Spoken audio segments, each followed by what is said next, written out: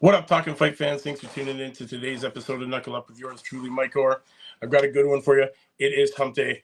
I want to talk about a guy who is coming out of Japan because there's more than just one big puncher coming out of Japan, and he goes by the name of Ginjiro Shigeoka.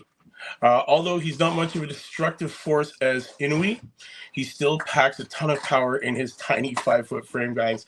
And he has a brother, and they are looking to dominate that minimum weight division. Now, this kid, he's currently 23 years old.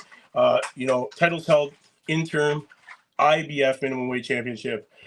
His signature performance, we're dating back to April 2023, when he took on Rene Mark Curedo, KO number 9. This guy's 9-0 with 7 KOs. Tiny little guy, man. Tiny little guy. He's ranked number 4 out of 257 in the minimum weight division in the world, and he's number 1 out of 60 in Japan. And he's only 5'1.5" with a 60.5-inch reach.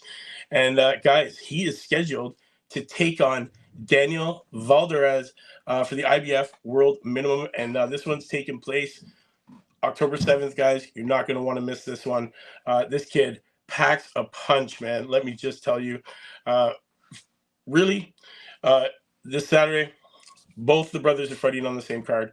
And, they want to become world champions when they fight for the strawweight world titles on this same card at Ota City Gym in Tokyo, Japan.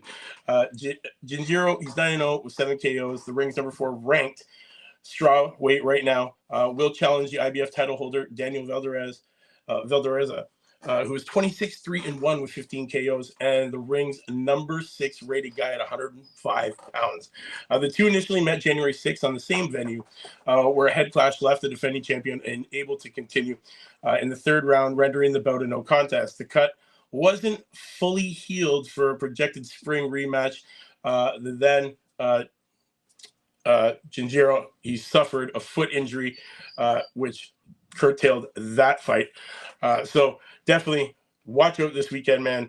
Since these guys met earlier this year, the 23-year-old, he has become a little more battle ready in that championship level.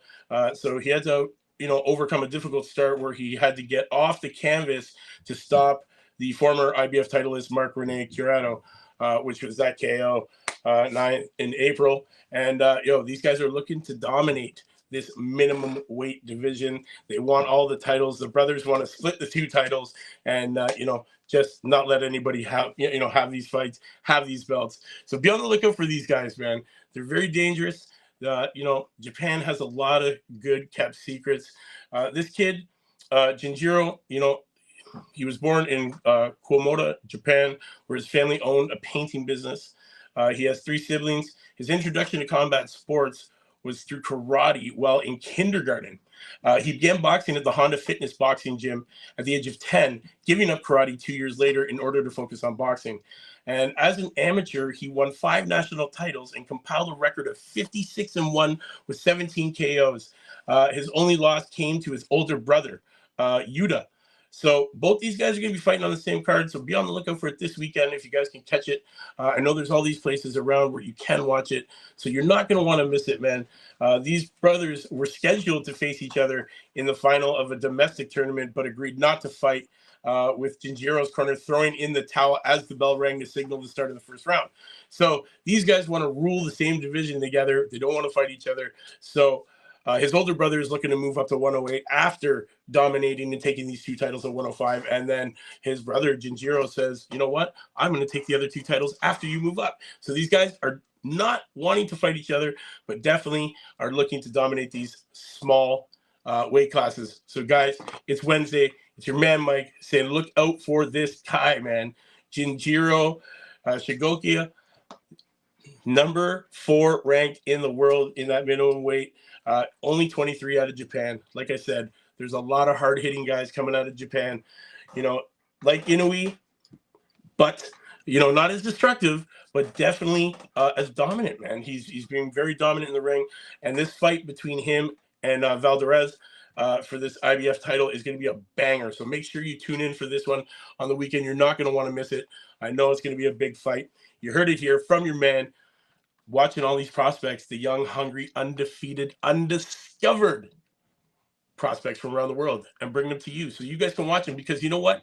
The future of boxing is already here, man. You just got to know the names, and that's what I'm bringing you, the names of the kids to watch now, so that in 10 years when they're holding those straps, you know who they are. I'm usually not wrong with these guys. Check my track record. All these guys that I've been bringing to you over the years are now starting to dominate these divisions.